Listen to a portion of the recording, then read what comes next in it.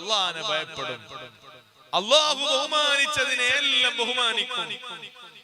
ആലിമീങ്ങളെയും സാദാത്തുക്കളെയും ഇൽമിന്റെ അഹ്ലുകാരെയൊക്കെ ആദരിക്കും. അതിനെന്ത് വേണം?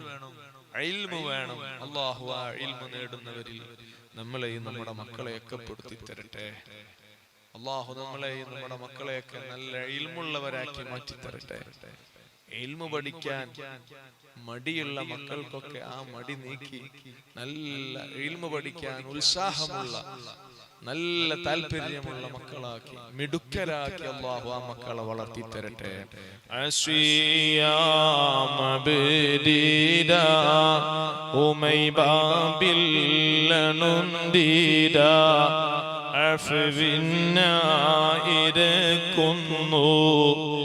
حبيبي يا رسول الله صلاة الله سلام الله على طه رسول الله.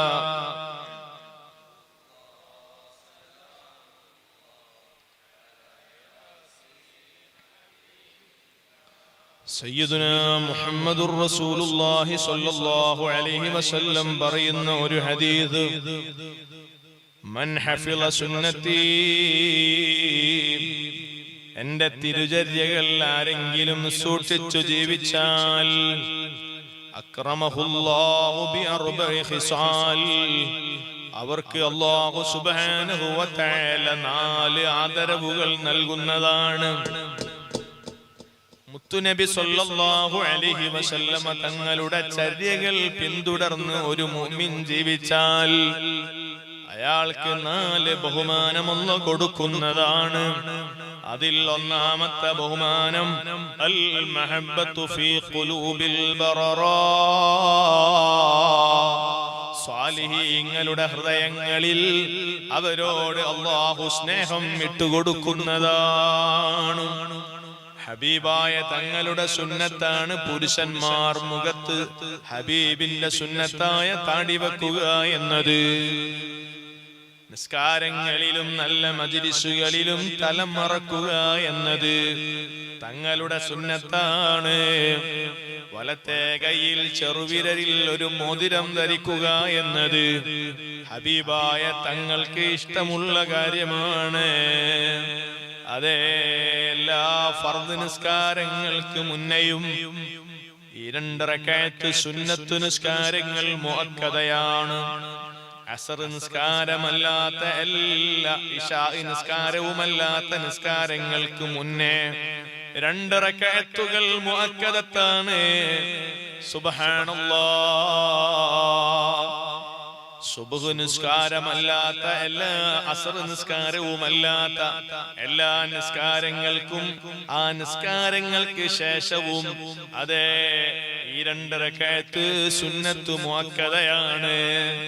ആ സുന്നത്ത് റവാത്തിബ് നിസ്കാരങ്ങൾ ഒരാൾ സൂക്ഷിച്ചാൽ അവരോട് മഹാന്മാരുടെ മനസ്സിൽ വലിയ താല്പര്യമായിരിക്കും.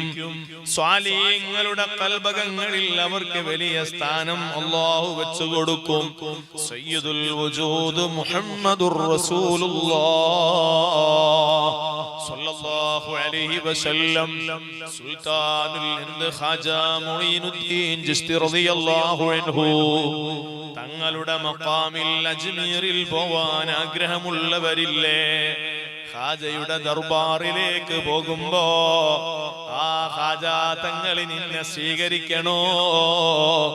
മടവൂരിലെ ശൈഖുനാ സിയം വലിയുള്ളാഹിയുടെ മഖാമിൽ 10,000 അതാ കടന്നു ചെല്ലുകയാണ്. അവിടുത്തെ ഉറൂസിന്റെ മാസവും കൂടിയാണ്. ഈ മജ്ലിസിൽ മഹാനവറുകളെ അനുസ്മരിക്കുന്നുമുണ്ട്. അതേത് മഹാന്മാരുടെയും ഹളറത്തിലേക്ക് നമ്മൾ കടന്നു ചെല്ലുമ്പോ അവര് നമ്മളെ സ്വീകരിക്കണോ? ഹബീബായ നബി സല്ലല്ലാഹു അലൈഹി വസല്ലം തങ്ങളുടെ തിരുസുന്നത്തുകൾ നമ്മുടെ ജീവിതത്തിൽ നമ്മൾ പകർത്തണം. അല്ലാഹു നമുക്കതിന് തൗഫീഖ് നൽകട്ടെ. നിന്റെ മുഖത്ത് അല്ലാഹുവിന്റെ ഹബീബ് സല്ലല്ലാഹു അലൈഹി വസല്ലം തങ്ങളെ ഇഷ്ടപ്പെട്ട സുന്നത്തായ താടി കാണുന്നില്ലെങ്കിൽ ക്ലീൻ ഷേവ് ചെയ്തിട്ടാണ് നീ മാന്മാരെ മസാറുകളിൽ ചെല്ലുന്നതെങ്കിൽ ആ മഖാമിൽ കിടക്കുന്ന മഹാൻ നിന്നെ പരിഗണിക്കുന്നില്ല. ആ മഹാന് നിന്നോട് ഇഷ്ടമില്ല. അതുകൊണ്ട് ചെറുപ്പക്കാരെ, എന്നെ കേൾക്കുന്ന സഹോദരന്മാരെ, ഹബീബായ നബി സല്ലല്ലാഹു അലൈഹി വസല്ലം തങ്ങളുടെ സുന്നത്ത് ജീവിതത്തിൽ പകർത്താൻ ശ്രമിക്കണം. അല്ലാഹു തൗഫീഖ് നൽകട്ടെ. എല്ലാ വിഷയങ്ങളിലും മുന്നിലാണ്. എന്നാൽ ഹബീബായ തങ്ങളുടെ തിരുസുന്നത്ത് ജീവിതത്തിൽ പകർത്തുന്നതിൽ നമ്മൾ വളരെ പിറകിലാകാൻ പറ്റില്ല. റൂഹ് ശരീരത്തിൽ നിന്ന് വേർപിരിയുമ്പോ, സകറാത്തിൽ മൗത്തിൽ കഴിയുമ്പോ കലിമ ചൊല്ലിത്തരാൻ മുത്തുനബി വരണ്ടേ. അല്ലാഹു സ്നേഹിച്ച മഹാന്മാര് കടന്നു വരണ്ടേ. റഹ്മത്തിന്റെ മലക്കുകൾ വരണ്ടേ. നമ്മുടെ താടി അവർ കാണണം. മുഖത്ത് റസൂലുള്ളാഹിന്റെ സുന്നത്ത് പ്രകടമാകണം.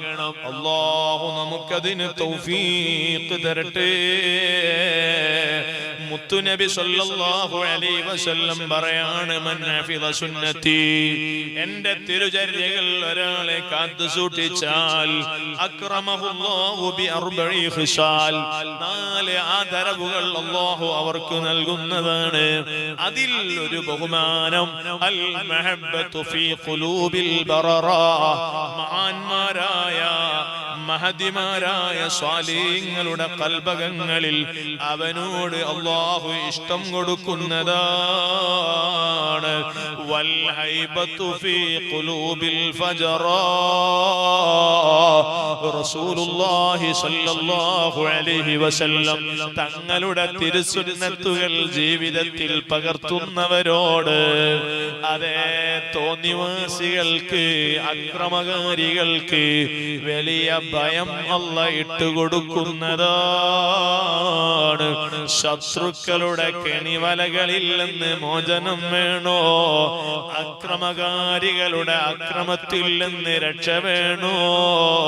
നിന്റെ ശത്രുവിന്റെ മനസ്സിൽ നിന്നോടുള്ള ഭയം അല്ലാഹു ഇട്ടുകൊടുക്കണോ?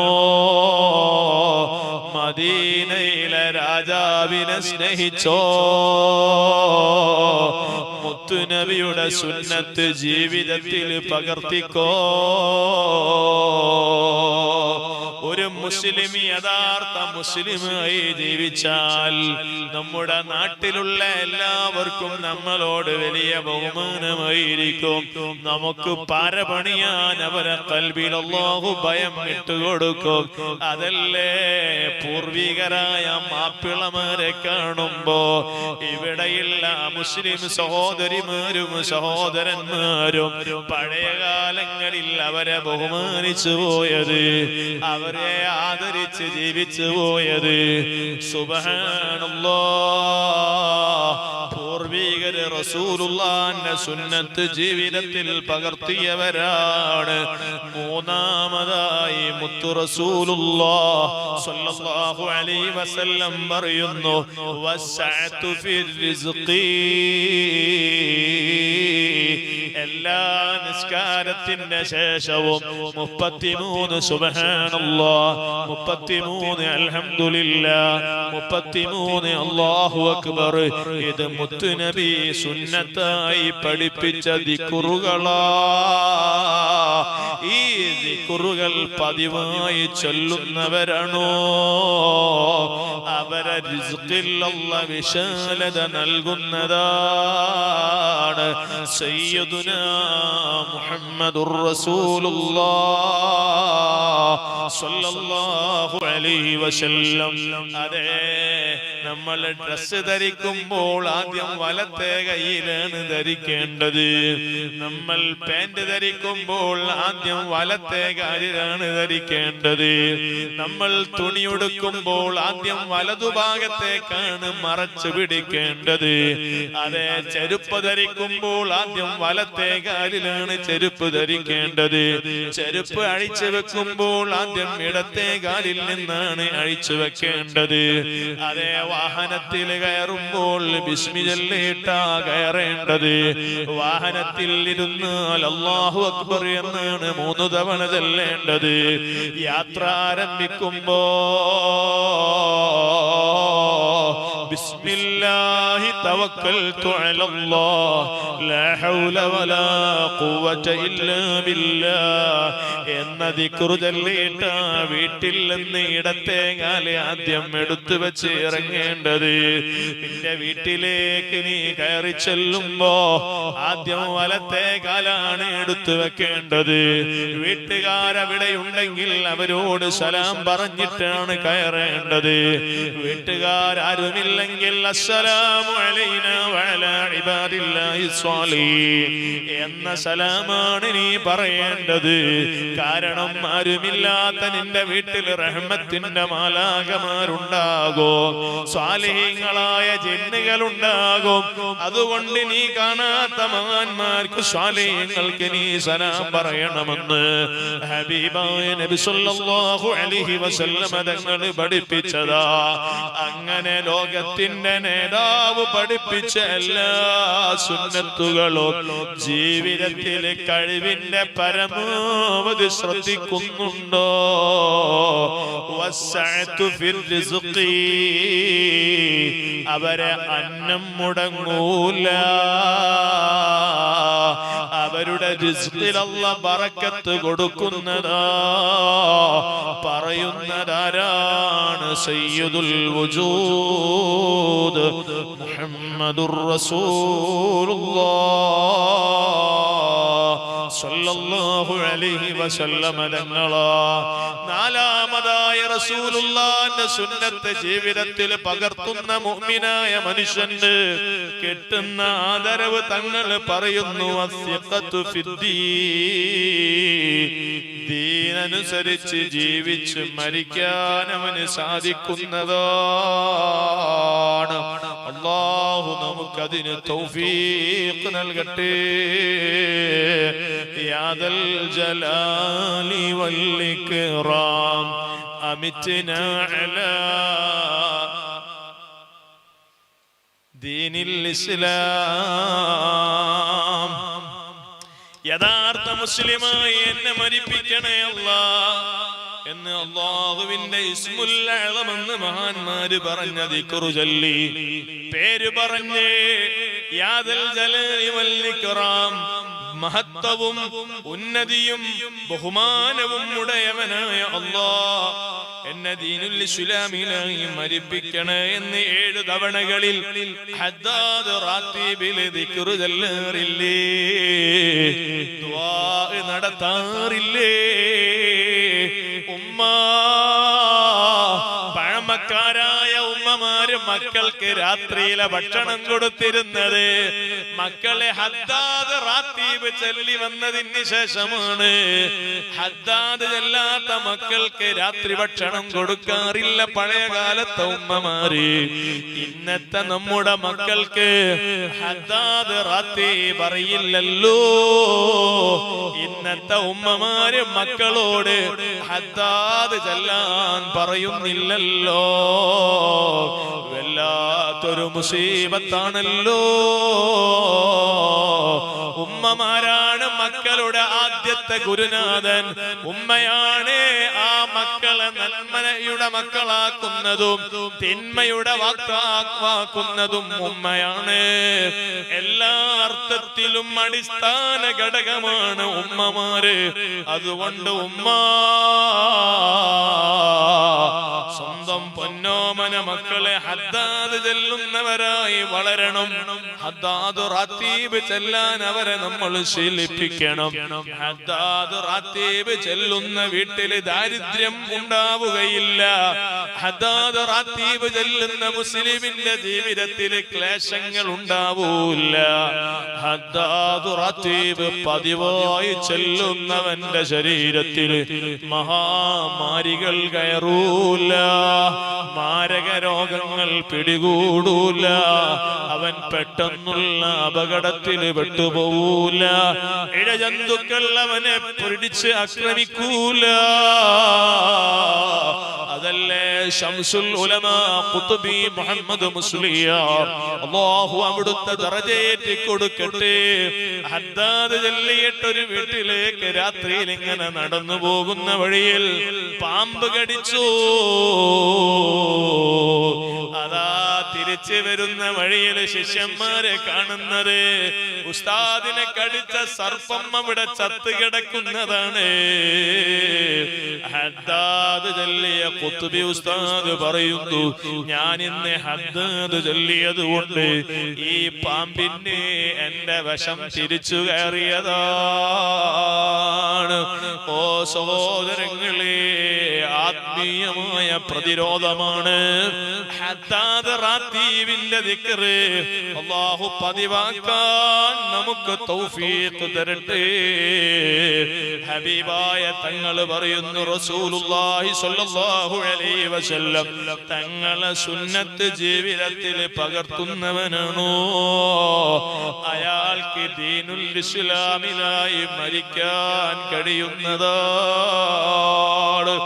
അല്ലാഹു നമ്മളെ അനുഗ്രഹിക്കട്ടെ. അൽഫാദ് എന്ന 23 വയസ്സുകാരൻ കോഴിക്കോട് നഗരത്തിലുള്ള കടയിലേക്ക് പതിവ് പോലെ രാവിലെ വീട്ടിൽ നിന്ന് ബൈക്കിൽ സഞ്ചരിച്ചതാ. പോകുന്ന വഴിയിൽ ബൈക്ക് അപകടത്തിൽപ്പെട്ട് സുബ്ഹാനല്ലാഹ് രക്തം വാർന്നൊലിക്കുകയാണ്. കണ്ടുനിന്ന നാട്ടുകാര് വാഹനത്തിലിട്ട് മെഡിക്കൽ കോളേജിലേക്ക് കൊണ്ടുപോകുമ്പോ അടുത്ത സെക്കൻഡിൽ കന്റെ കൺമുമ്പിൽ മരണം പ്രതീക്ഷിക്കുമ്പോ ഞാൻ അടുത്ത സമയം മരിക്കുമെന്ന് ചിന്തിച്ചപ്പോ ആ അൽഫാദ് എന്ന 23കാരൻ ലാ ഇലാഹ ഇല്ലല്ലാഹ് ലാ ഇലാഹ ഇല്ലല്ലാഹ് കലിമത്തു തൗഹീദ് ഉറക്കെ ചൊല്ലുകയാ.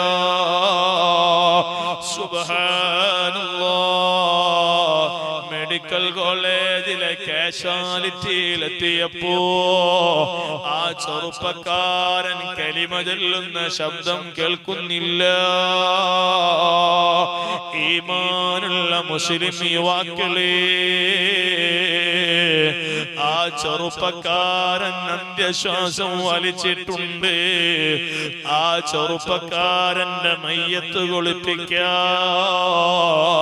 കോഴിക്കോട് മെഡിക്കൽ കോളേജില് ആതുര സേവന രംഗത്ത് 25 വർഷത്തിലേറെ കാലം നീ പ്രവർത്തിച്ചു വരുന്ന SYS-കാരുടെ സഹായിയിലേക്ക് കൊണ്ടുവന്നപ്പോ ആ ചെറുപ്പക്കാരന്റെ മയ്യത്ത് കുളിപ്പിച്ചപ്പോ നമ്മുടെ പ്രവർത്തകന്മാരെന്നെ വിളിച്ചിട്ട് പറഞ്ഞു, ഉസ്താദ് സമീപത്തുണ്ടെങ്കിൽ പരിസരത്തുണ്ടെങ്കിൽ ഇവിടെ ഒരു ചെറുപ്പക്കാരന്റെ മയ്യത്ത് നിസ്കാരം നടക്കാൻ പോകുന്നുണ്ട്, ഒന്ന് ഇവിടെ നിസ്കാരത്തിന് വരുമോ?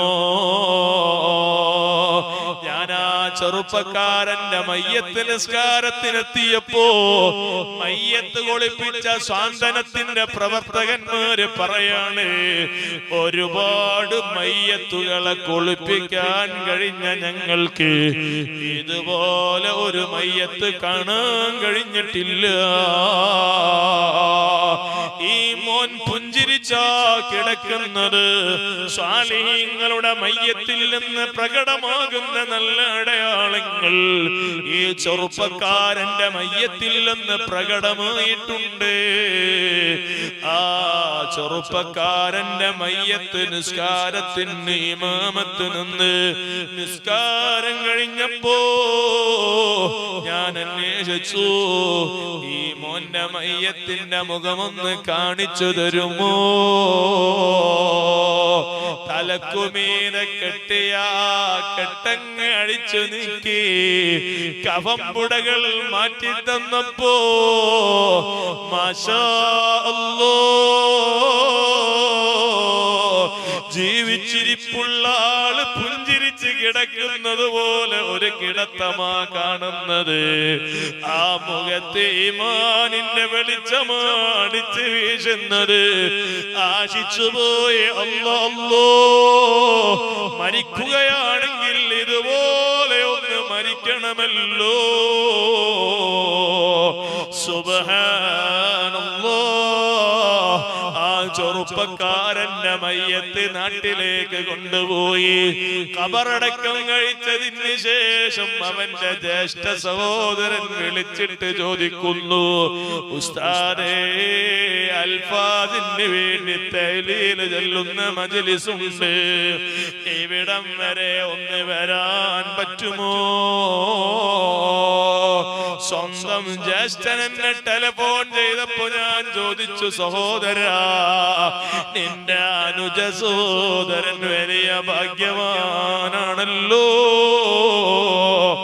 അവൻ ജീവിതത്തിൽ ഇത്രമാത്രം നല്ല മരണം കിട്ടാൻ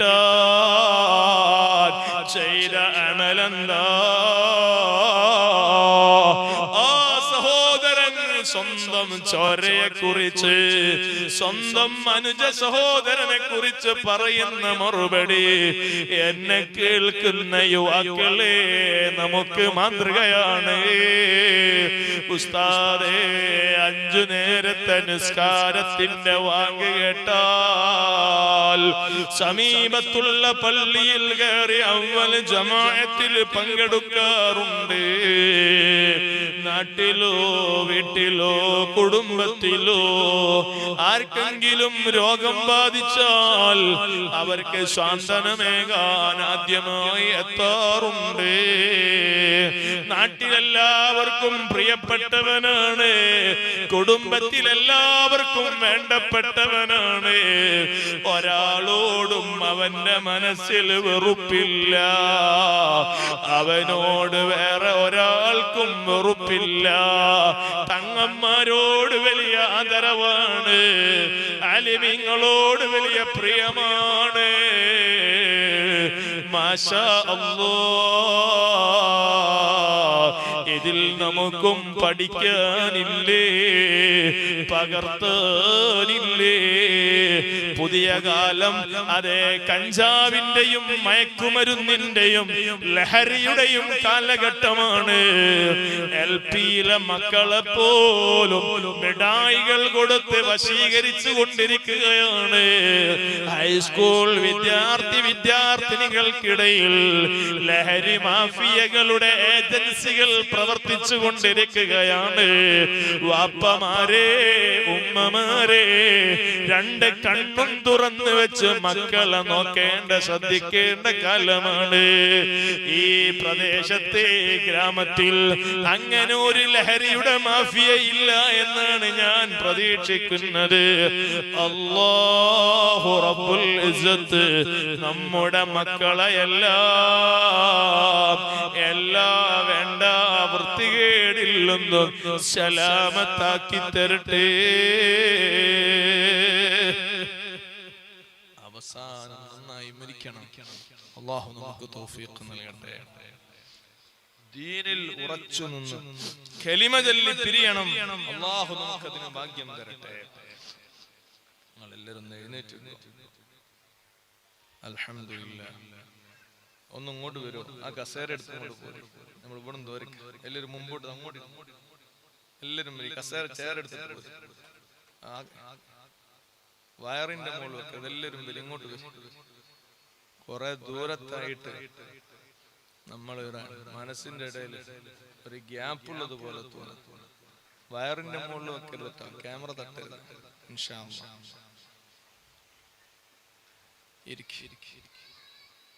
എല്ലാവരും ആത്മാർത്ഥമായിട്ടാണ് നമ്മൾ കേൾക്കുന്നത് അല്ലേ? അല്ലാഹു ഖബൂൽ ചെയ്യട്ടെ. അങ്ങോട്ട് നമ്മളെ വയനാടുള്ള ഹാഫിള് റാഫിയുടെ പാപ്പയാണ്. ഇവരെ മോനെ നമ്മളെ വലിയ മുഹിബാണ്. മക്കളൊക്കെ നല്ല ആലിമ്യങ്ങളാക്കി അല്ലാഹു വളർത്തി കൊടുക്കട്ടെ. മരിക്കുന്ന സമയത്ത് മൽഊന്റെ ചതികാത്ത് മനദീമാനുറപ്പിട്ട് മദരഗ് റസൂലല്ലാഹ് ചൊല്ല് സ്വലാത്തുല്ലാഹ് സലാമുല്ലാഹ് അലാ ത്വാഹ റസൂലില്ലാഹ് സ്വലാത്തുല്ലാഹ് സലാമുല്ലാഹ് അലാ യാസീൻ ഹബീബില്ലാഹ്. നമ്മുടെ മക്കൾ ദീനിന്റെ മൂല്യമുള്ളവരായി വളരട്ടെ. മാതാപിതാക്കളെ സ്നേഹിക്കുന്ന മക്കളായി വളരട്ടെ. സുന്നത്ത് ജമാഅത്തിന്റെ പ്രവർത്തകന്മാരായി മാറട്ടെ.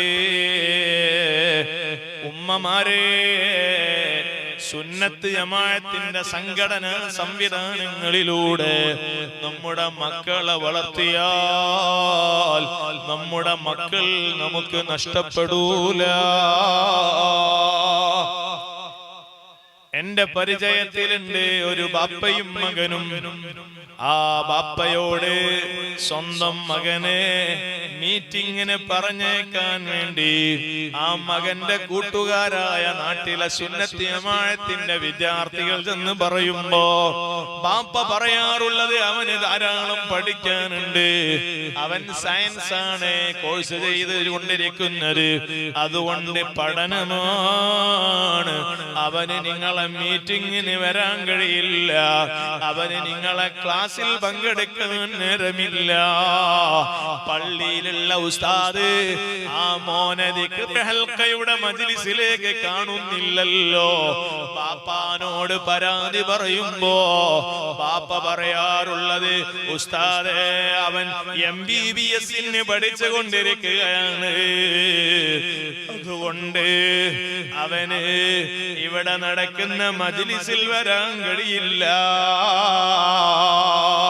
മക്കളുടെ പഠനത്തിന്റെ പേരില്, അതെ, പഠനം തപസ്സാക്കിയിരിക്കുന്ന മക്കള് വീട്ടിന്റെ അകത്ത് റൂമില്ലതാ വാതിലടച്ചിട്ട് പഠിപ്പിച്ച് വളർത്തിയപ്പോ സുബ്ഹാനല്ലാഹ് നാട്ടിലെ ദീനിന്റെ മജ്ലിസിലേക്കൊന്നും പറഞ്ഞു വിടാതിരുന്നപ്പോ പള്ളിയിലെ ജമാഅത്തിനൊന്നും പങ്കെടുക്കാൻ നേരമില്ല എന്ന് പറഞ്ഞപ്പോ സുബ്ഹാനല്ലാഹ് MBBS കോഴ്സ് പൂർത്തിയായി നാട്ടിൽ ആ മോൻ ഡോക്ടറായി തിരിച്ചെത്തി. അതാ ആ സമയത്ത് വാപ്പ വന്നിട്ട് പറയാണ്, ഉസ്താദേ നിങ്ങൾ എങ്ങനെയെങ്കിലും എന്റെ മോനുമായി ഒന്ന് സംസാരിക്കണം, അവൻ ഇപ്പോൾ നിരീശ്വരവാദിയായി മാറിയിട്ടുണ്ട്, അവൻ അല്ലാഹുവിൽ വിശ്വാസമില്ലാത്തവനായി അതപ്പതിച്ചു പോയിട്ടുണ്ട്, അവൻ നിസ്കരിക്കുന്നില്ല, അവനോട് നിസ്കരിക്കാൻ പറയുമ്പോ അവൻ എന്നെ തെറി വിളിക്കുകയാണ്. ഇങ്ങനെയുള്ള ഭൗതികമായ ഉന്നതമായ വിദ്യാസമ്പന്നരായി നമ്മുടെ മക്കൾ വളർന്നതുകൊണ്ട് വല്ലതും ആ മക്കളിൽ നിന്ന് നമുക്ക് കിട്ടാനുണ്ടോ? രക്ഷിതാക്കളെ, ആ മക്കളിൽ നിന്ന് ദുനിയാവിലും ആഖിറത്തിലും നമുക്ക് വല്ലതും പ്രതീക്ഷിക്കാൻ കഴിയുമോ? അല്ലാഹു നമ്മുടെ മക്കളെ നന്നാക്കി തരട്ടെ, സ്വാലിഹീങ്ങളാക്കി വളർത്തി തരട്ടെ. നമ്മളെ മക്കളെ നല്ലോണം കരുതണം. പുതിയ കാലത്ത് അള്ളാഹു നമ്മുടെ മക്കളെ എല്ലാ വഴികേടിൽ നിന്നും കാത്തു രക്ഷിക്കട്ടെ. ഇൻഷാ അല്ലാഹ് വയലൊന്നും നിർത്തല്ലേ, ഇതിന് അതിനുള്ള സിഗ്നലാണ്. ദ്വാരക്കാനുള്ള ലിസ്റ്റ് വന്നാൽ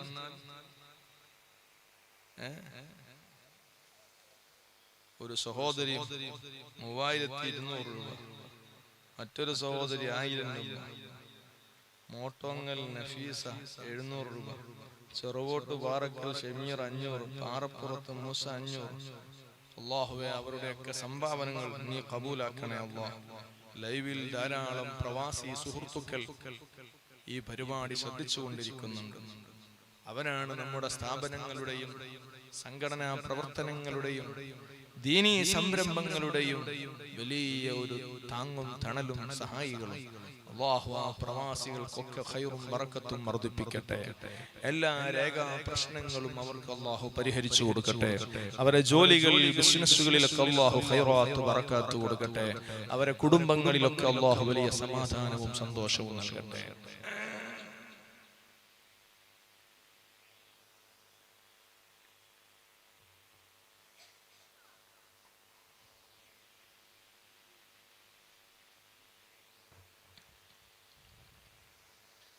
അൽഹംദുലില്ലാഹ്.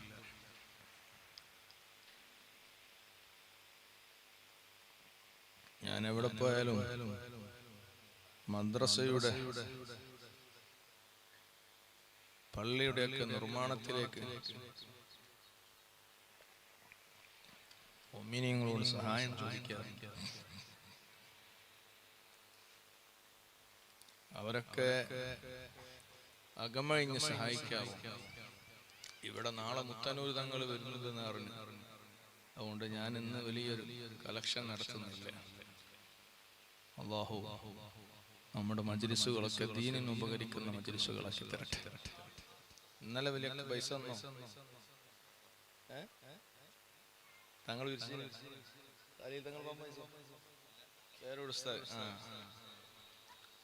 അപ്പൊ വലിയ വലിയ വൻകിട സ്രാവുകൾ കരൂർസ്ഥാനെ പോലെ മഹാന്മാരൊക്കെ ഇവിടെ വന്നിട്ടുണ്ട്. പിന്നെ ചെറിയ പരലുകളായി നമ്മൾ ചോദിച്ചിട്ട് കാര്യമില്ല. അല്ലാഹു ബറക്കത്തിലാക്കട്ടെ, അല്ലാഹു സന്തോഷത്തിലാക്കട്ടെ. മദ്രസക്ക് കട ഉണ്ടോ? എത്ര കട? 5-6 ലക്ഷം രൂപ കട ഉണ്ട്. അല്ലാഹു ആ കടങ്ങളൊക്കെ വീടാനുള്ള ഖൈറിന്റെ വഴികൾ തുറന്നു തരട്ടെ ഇൻഷാ അല്ലാഹ്. ഞാൻ ഉമ്മമാർക്ക് പറ്റിയ ഒരു ചരിത്രം കൂടി പറയാൻ പോവാം. അതിന്റെ മുമ്പ് ഉമ്മമാര് നല്ലോണം സഹായിക്കുകയാണെങ്കിൽ മാത്രമാണ് ആ ചരിത്രം പറയുന്നത്. നമ്മുടെ മദ്രസയുടെ നിർമ്മാണത്തിൽ സാമ്പത്തികമായി വന്ന വലിയൊരു ബാധ്യത തീർക്കുന്നതിലേക്ക് ഈ സദസ്സിൽ പങ്കെടുക്കുന്ന ഉമ്മമാര് സാധിക്കുന്നവരൊക്കെ സ്വർണ്ണാഭരണം സദഖ തരണം. അല്ലാഹു അവർക്കൊക്കെ സ്വർഗീയ ആഭരണങ്ങൾ ധരിപ്പിക്കുമാറാകട്ടെ.